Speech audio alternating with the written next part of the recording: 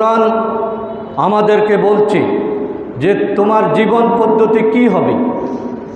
লা ইকরাহা ফিদ্দীন, আল্লাহ বলছেন তুমি যে জীবন পরিচালনা করবে আমি তোমাকে গাদ ধরে ভালো পথে আনবো না। তোমাকে আমি স্বাধীনতা দিয়েছি, তুমি চাইলে মসজিদেও আসতে পারো, দোকানেও বসে থাকতে পারো, তুমি চাইলে খারাপ কথাও বলতে পারো, ভালো কথাও বলতে পারো। এক্ষেত্রে লা ইকরাহা ফিদ্দীন, তোমার জীবন পরিচালনার ক্ষেত্রে আমার কোনো চাপাচাপি নেই।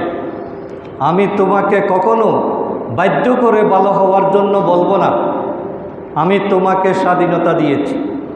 কিন্তু কাদ তাবায়্যানার রুশদু মিনাল গাই, কিন্তু তোমার সামনে আমি দুইটা পথ তুলে দিয়েছি। একটা হলো হকের পথ আর একটা হলো মিথ্যার পথ। একটা মুক্তির পথ আর একটা জাহান্নামের পথ। একটা কল্যাণের পথ আর একটা ধ্বংসের পথ। পরিষ্কার, এখানে মানে একেবারে উত্তর আর দক্ষিণ। উত্তর দিকে যেতে চাইলে দক্ষিণ দিকে যাওয়া যাবে না, আর দক্ষিণ দিকে যেতে চাইলে উত্তর দিকে যাওয়া যাবে না। এখন তুমি কোন দিকে যাবে? কাদ তাবায়্যানার রুশদু মিনাল গাই, তোমার সামনে আমি হক এবং না হক, সত্য এবং মিথ্যার পথ আমি স্পষ্ট করে দিয়েছি।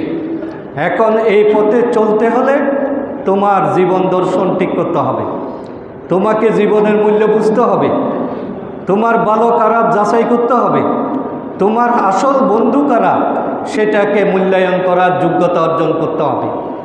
আল্লাহ এরপরে বলছেন ফামান ইয়াকফুর বিত্তাগুত, তুমি যদি আমাকে পেতে চাও তাহলে আগে তোমার মধ্যে যেটা শয়তানি খাসলত আছে, শয়তানি চিন্তা আছে, কুফরির চিন্তা আছে, আল্লাহর নাফরমানি আছে, এটাকে তুমি আগে বাদ দাও।